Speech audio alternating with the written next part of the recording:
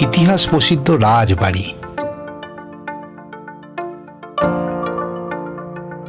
জঙ্গলে ঘেরা রিসোর্ট, নাকি নদী তীরের মনোমুগ্ধকর প্রকৃতি? আপনার সবচেয়ে প্রিয় কোনটি?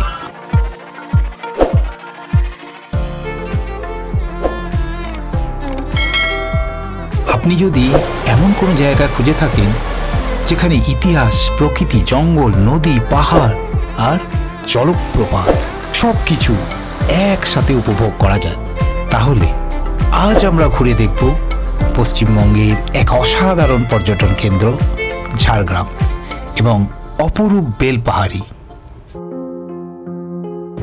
Good morning. আজকে আকাশটা মেঘলা, এই বর্ষার মরশুমে আবার বেরিয়ে পড়লাম। এটা বর্ষার ভ্রমণ।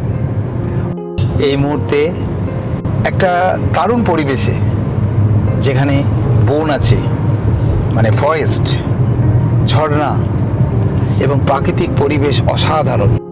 আপনারা ট্রেনে এলে আমার মতে জনশতাব্দী এক্সপ্রেস সেরা অপশন।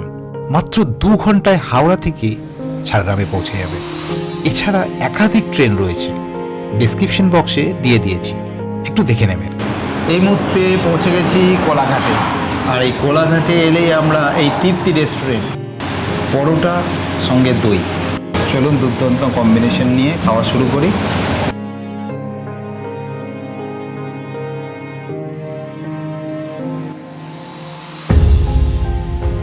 সড়কপথও অত্যন্ত সুন্দর এবং আরামদায়ক, তাই নিজের গাড়িতে অথবা বাইক নিয়ে এক দারুণ রোড ট্রিপ হবে। প্রায় অনেকটা চলে এসেছি। আমাদের গন্তব্য চেতনা হোমস্টে। এই চেতনা হোমস্টেটা ঝাড়গ্রামের মেন শহর থেকে 6 কিলোমিটার দূরে। অর্থাৎ যদি আপনি ট্রেনে করে আসেন তাহলে ঝাড়গ্রাম স্টেশনে নেমে সেখান থেকে কোনো টোটো বা অটো করে ওইখানে পৌঁছে যেতে পারবেন 6 কিলোমিটার ডিস্টেন্স কভার করে। তো আমরা প্রায় এসে গেছি, আর 33 কিলোমিটার মতো বাকি আছে। ঝাড়গ্রামে পৌঁছেই প্রথমেই নজর কাড়ে শহরের পরিষ্কার পরিচ্ছন্ন পরিবেশ এবং সবুজে ঘেরা রাস্তা। রিসোর্টটা একটা গ্রাম্য পরিবেশের মধ্যে, চেতনা ইকো ভিলেজ রিসোর্ট। তো বেশ সুন্দর, একটা বেশ ভরপুর অক্সিজেন, আর চারিদিকে দেখুন ঘন জঙ্গলের মধ্যে এই রিসোর্টটা। এখানে গাড়িটা পার্কিং করা যাবে। অনলাইনে রুম বুক করতে পারবেন।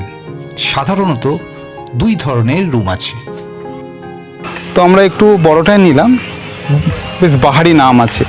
আমাদের নামটা দেখুন, এটা হচ্ছে বট। এই বটের মধ্যে ঢুকলাম। রিসর্টে পৌঁছে লাঞ্চ করে 4টে নাগাদ পৌঁছালাম চিল্কিগড় রাজবাড়ি ও ডুলুং নদীর তীরে। এই ঢুকে পড়লাম চিল্কিগড় রাজবাড়িতে। তো দেখুন, আর প্রথমে দেখাই রাজবাড়িটা। দেখুন এরিয়াটা কত বড়, আজও সেই জায়গাটা সংরক্ষিত হয়ে আছে। ডুলুং নদী, যা সুবর্ণরেখা নদীর একটি উপনদী, চিল্কিগড় রাজবাড়ির প্রাকৃতিক রক্ষা কবচ হিসাবে পরিচিত। এই নদীর তীরেই গড়ে উঠেছিল চিল্কিগড়ের ঐতিহাসিক রাজবাড়িটি। এখন আমরা দাঁড়িয়ে আছি এই চিল্কিগড়ের ঐতিহাসিক মা কনক দুর্গা মন্দিরের সামনে। রাজ পরিবারের কুলদেবী এই মন্দির আজও বহন করে চলেছে শতাব্দী প্রাচীন ঐতিহ্যের স্মৃতি। আমরা যাচ্ছি ঘাগড়া জলপ্রপাত বেলপাহাড়ির উদ্দেশ্যে।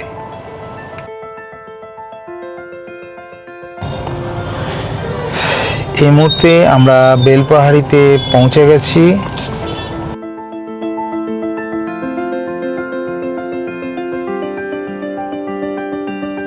বেলপাহাড়ি থেকে মাত্র 7 কিলোমিটার দূরে ঘন অরণ্যের মাঝে লুকিয়ে রয়েছে ঘাগড়া জলপ্রপাত।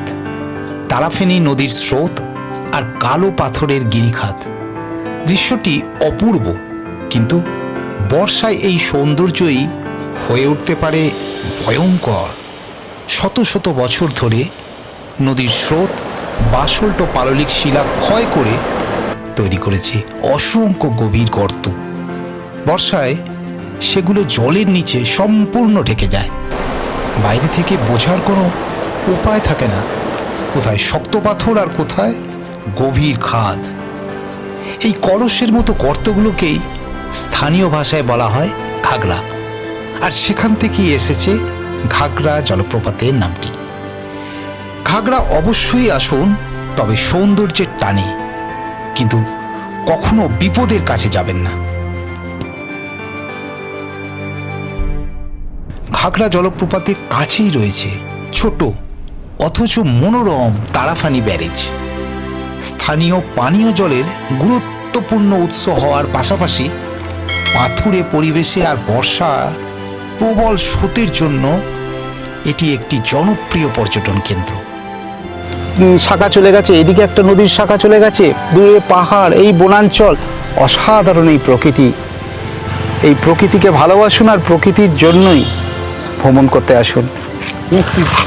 খুব সুন্দর লাগছে, এখানে ব্যারেজটা সত্যি বেশ ভালো, আর তার চারপাশে সিনিক বিউটিটাও কিন্তু বেশ সুন্দর। একদম মাঝে মাঝে মেঘ হয়ে যাচ্ছে, আবার মাঝে মাঝে রোদ, হ্যাঁ দারুণ লাগছে। এবার আমাদের পরবর্তী গন্তব্য খান্দারানী লেক। বেলপাহাড়ি থেকে প্রায় 8 কিলোমিটার দূরে লাল মাটির মাঝেই লুকিয়ে রয়েছে এক অপূর্ব সবুজ বিস্ময়। অসাধারণ হাইওয়ে পেরিয়ে প্রায় 1 কিলোমিটার খানাখন্দে ভরা সরু পথ ধরে 3 রাস্তার মোড়ে পৌঁছালেই বাম দিকে গাদ্রাসিনী পাহাড় আর ডান দিকে শান্ত খান্দারানী লেক। একদিকে পাহাড় চূড়ার শিব মন্দির ও বিস্তৃত বনভূমি, অন্যদিকে পাহাড় জঙ্গলের মাঝে বিশাল জলরাশির এক মায়াবী ক্যানভাস, যার সৌন্দর্য সত্যি মন ছুঁয়ে যায়। একটা অসাধারণ বোর্ড দেখলাম, মানে ইনফরমেটিভ বোর্ড, আপনাদের দেখাচ্ছি। বেলপাহাড়ির কাছে আদিবাসী গ্রাম ও ঘন অরণ্যের মাঝে লুকিয়ে রয়েছে ধাঙ্গি কুসুম জলপ্রপাতটি। পাহাড়ি ঝর্ণার জল পাথরের গা বেয়ে নেমে এসে তৈরি করেছে এক অসাধারণ প্রাকৃতিক দৃশ্য। বর্ষায় প্রবল স্রোত আর সবুজ অরণ্যের আবরণে এই জায়গাটি হয়ে ওঠে আরো রোমাঞ্চকর। বর্ষাকালে সবুজ গাছপালার মাঝে এই নদীর ঝর্ণাগুলোকে দারুণ লাগে, তারা ফেঁপে ফুলে ওঠে।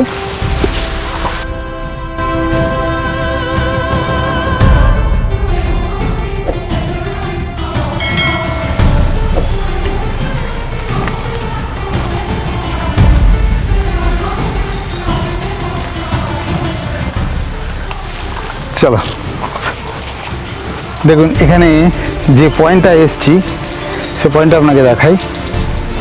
এখানে একটা শিবলিঙ্গ রয়েছে, বলেছিল ওরা। এই শিবলিঙ্গ এখানে বসারও ব্যবস্থা আছে, দুটো বসার বেঞ্চ।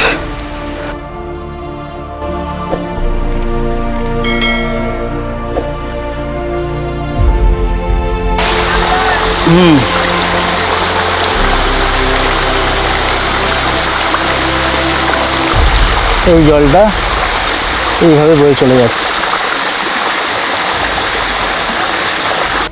এখান থেকে আরো 17 কিমি দূরে কাকড়ঝোড় জঙ্গল, পাহাড়ি ঢেউ, আঁকাবাঁকা ঝর্ণা আর গভীর অরণ্যে ঘেরা জঙ্গলমহলের এক রোমাঞ্চকর গন্তব্য। কিন্তু প্রবল বৃষ্টি বিকাল 4টে পেরিয়ে যাওয়া সেদিন আমাদের কাকড়ঝোড় যাওয়ার হয়ে ওঠেনি। আপনাদের হাতে সময় থাকলে এই ভ্রমণটি অবশ্যই পরিকল্পনায় রাখবেন। ঝাড়গ্রাম শহরের সবচেয়ে বিখ্যাত আকর্ষণ ইতিহাস প্রসিদ্ধ ঝাড়গ্রাম রাজবাড়ি। আজও এই প্রাসাদ মল্লদেব রাজ পরিবারের বাসভবন, আর তাদের আভিজাত্য যেন এখনও বহন করে চলেছে। প্রাসাদের নিচতলায় কয়েকটি ঘরকে হেরিটেজ হোটেলে রূপান্তরিত করা হয়েছে।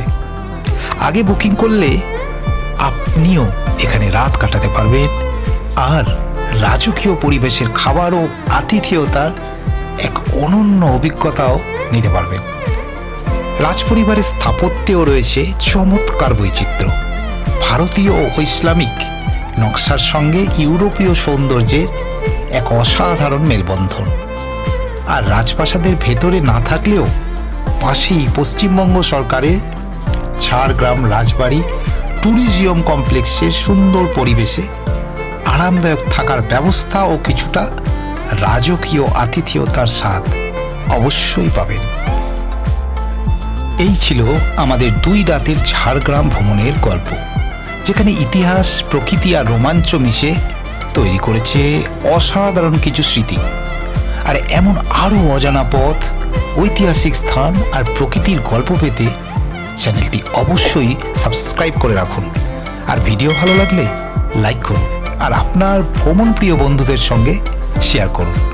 আবার দেখা হবে নতুন কোনো গন্তব্যে। ভালো থাকুন, ভ্রমণে থাকুন। ধন্যবাদ।